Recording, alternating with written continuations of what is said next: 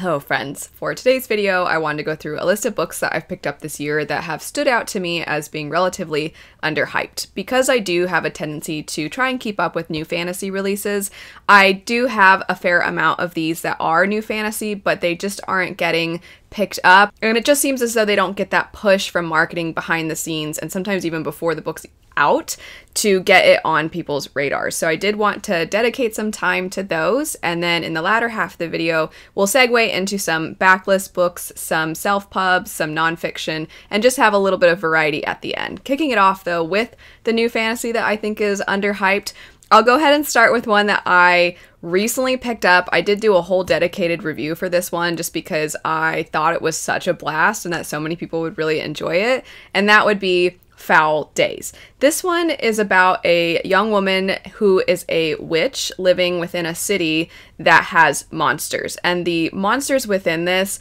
are going to be very similar to things that you see in a lot of Eastern European folklore inspired stories. And as somebody who is a huge fan of the Witcher series, I have to say that was such a pleasant surprise. That was one of the comp titles for this. I by no means want to say that this is like Witcher. It's just that the monster elements within this very much reminded me of it. But regardless, the way in which the world is set up is the city in which our main character Kisara lives within does have monsters. However, there is a wall that separates her city, known as Chernigrad, from another city that is kept safe from the monsters.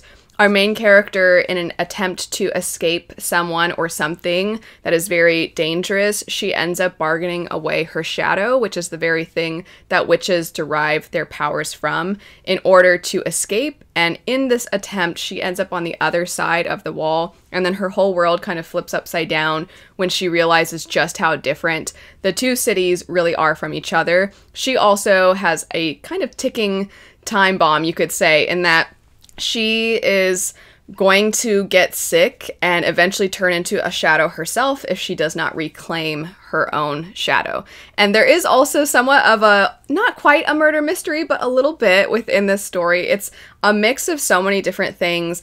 It feels like if you are a mood reader and you love mood reading for fall, this is such a good one to pick up in the fall, but there are also elements to this that are quite funny. There's a lot of depth with some of the themes that are within this, which kind of took it to the next level for me.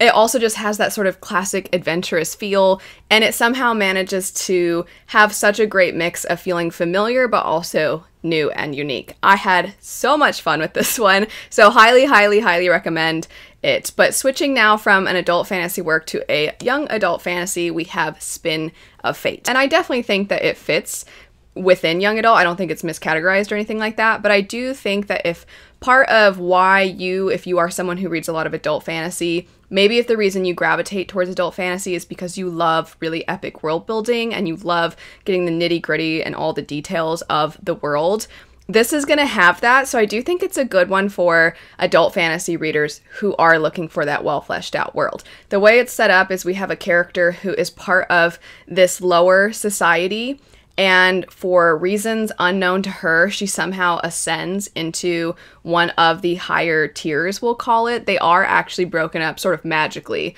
There are these different places, and her soul and her body ascends to this other place, which shouldn't have happened.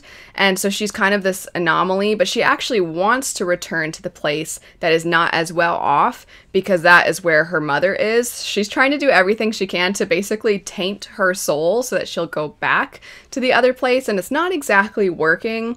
But in her attempts, she does kind of capture the attention of somebody who's a very by-the-books individual within the current realm she's in, as well as somebody who was within the realm that she came from. And these three kind of band together, for some with very obvious motivations, some with maybe some ulterior motives, and you as the reader, you get to know these three different characters, but they don't always know each other's motivations, so you're kind of waiting, everything's sort of bubbling as you're going. And the world building really is quite unique. I think the magic is really interesting, the rules and limitations There are so many of them. When people use the term magic system, I absolutely think that that is an applicable term to this. It's not soft magic whatsoever. I also think that the characters leap off the page with their personalities, and they do grow throughout the story. Sometimes they have these moments where they are vulnerable, sometimes they have moments where they're stubborn, which I think just enhanced the reading experience overall, as it made the characters feel that much more real. Next up, we have The Fireborn Blade, and this is one that really took me by surprise in that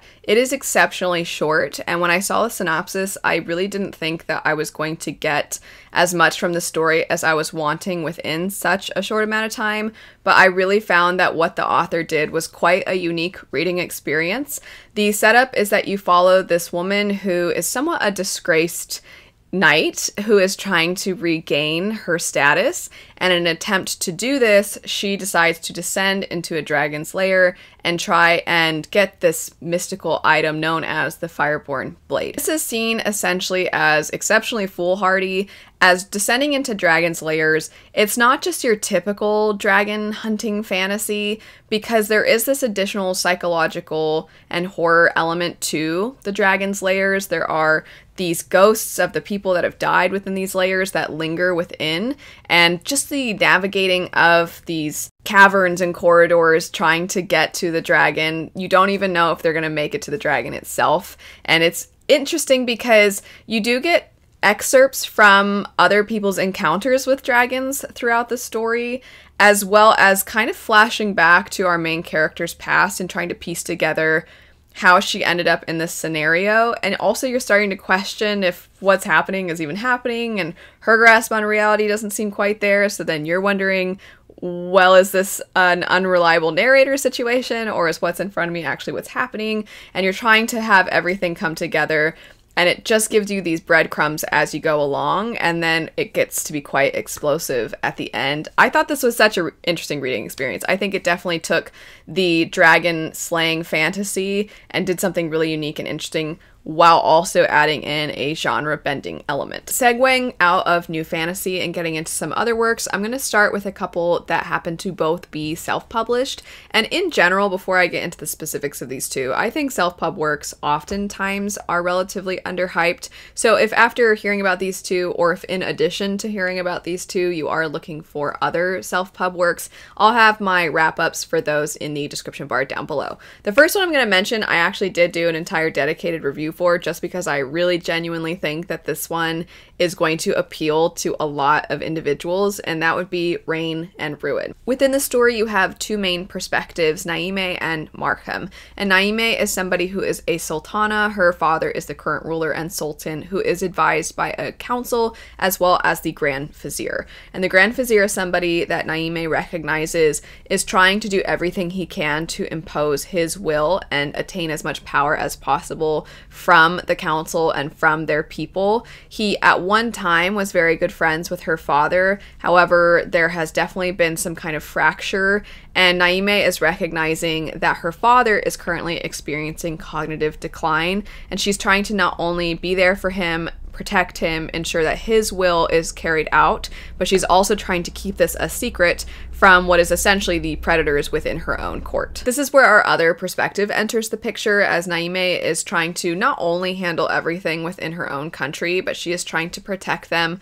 from outside threats, and in trying to do this, she wants to attain allies.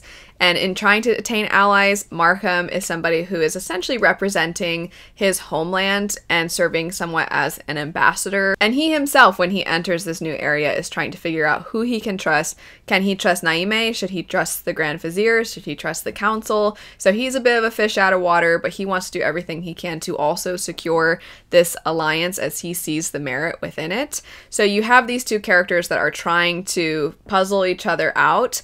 To me, this story was such a great blend of fantasy, politics, intrigue. The magic truly was really fascinating. I know I didn't really touch on that very much, but there were so many great fantasy ingredients baked into this, while simultaneously also having a great romance. I know for a lot of us that are huge fantasy fans, We're not opposed to the idea of fantasy romance. We just aren't necessarily drawn to a lot of the tropes and the character archetypes that become popular in fantasy romance. So sometimes it's hard to find the ones that fit your tastes if you are more so wanting to focus on the fantasy.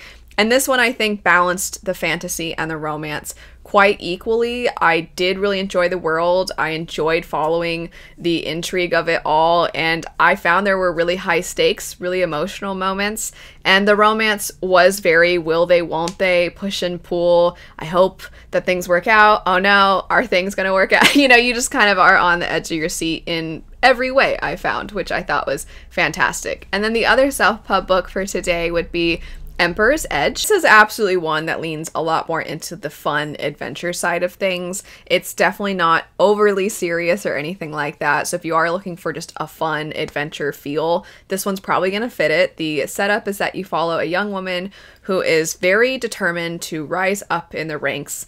And she is somebody who is kind of like a guard, a detective, but their society is very sexist, and it's already quite the feat that she was even able to get the position that she has. However, she is constantly being overlooked for promotions because of the fact that she is a woman. And this does not deter her. She is determined to keep on going and serve her country. And she does have an opportunity to serve the emperor directly by thwarting an assassination plan. And the idea is that she is going to try and find the assassin and bring them in.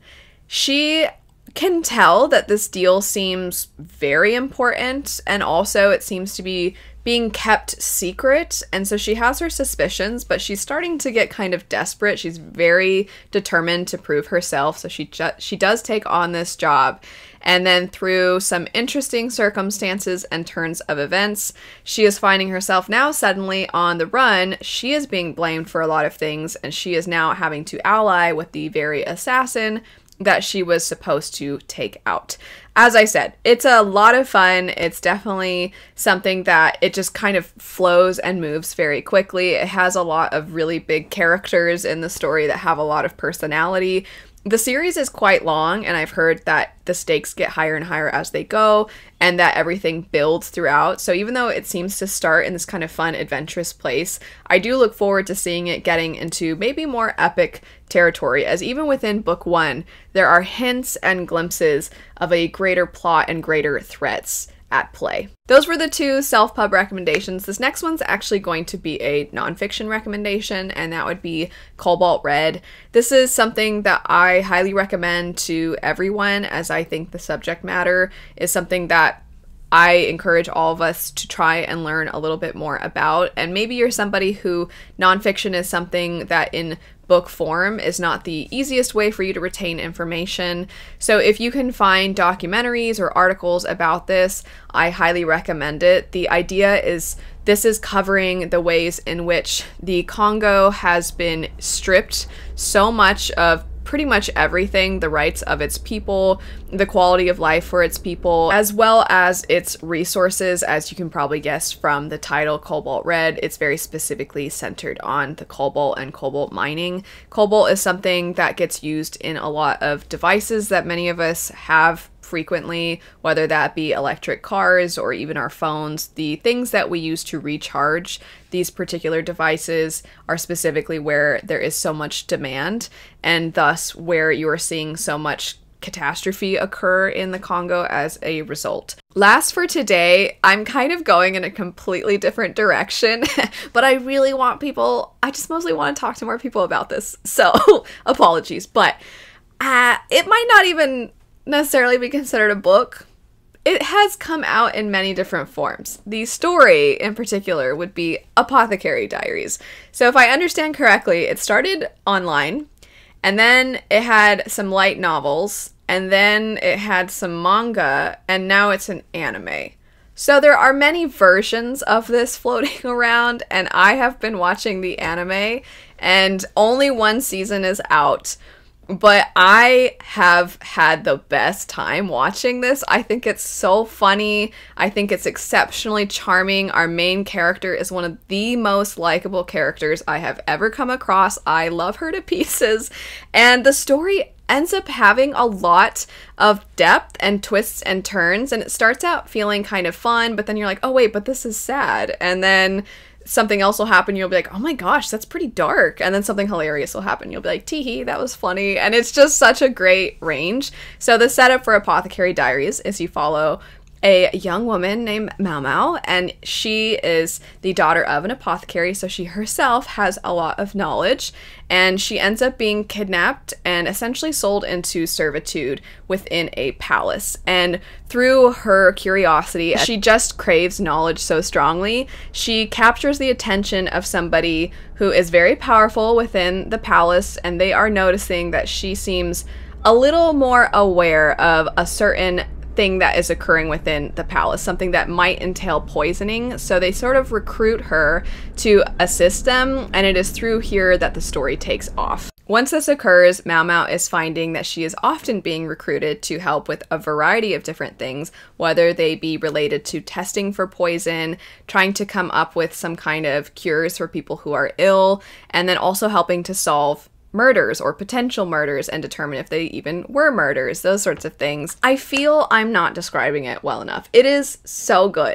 It's so fun and silly and devastating at the same time. As I said, there's some twists and turns in there that are a lot of fun, and Mao Mao is just the best. She is the best character. I love her so much. I can't remember the last time I have had a character with just such a thirst for knowledge and so engrossed in the things that she cares about, which primarily just come down to poisons. She's the best. I just love that she has that passion, but outwardly she doesn't seem like she would be that. She's not an out loud kind of character, if that makes sense. There are certain characters that have a ton of personality, like Kelsier, for example, or Nikolai from the Grisha series. There's these characters that are just bigger than life itself. And Mao Mao is just kind of quietly in the corner messing with poisons, and the best. She's the best. So, Apothecary Diaries. Highly recommend watching it. I know it's not really a book. It has many versions, and I have only consumed the anime version. I personally really like the voice actors in the sub. So, recommending the sub. It's so fun. I love it so much. Anyway, that's it for some stories that I think deserve a little bit more hype on BookTube. Let me know what your recommendations would be, and any of the things I mentioned today, I'll have those as well if you'd like to reference back to that information. But anyway, thanks so much for watching. I hope you have a great rest of your day, and I'll see you later.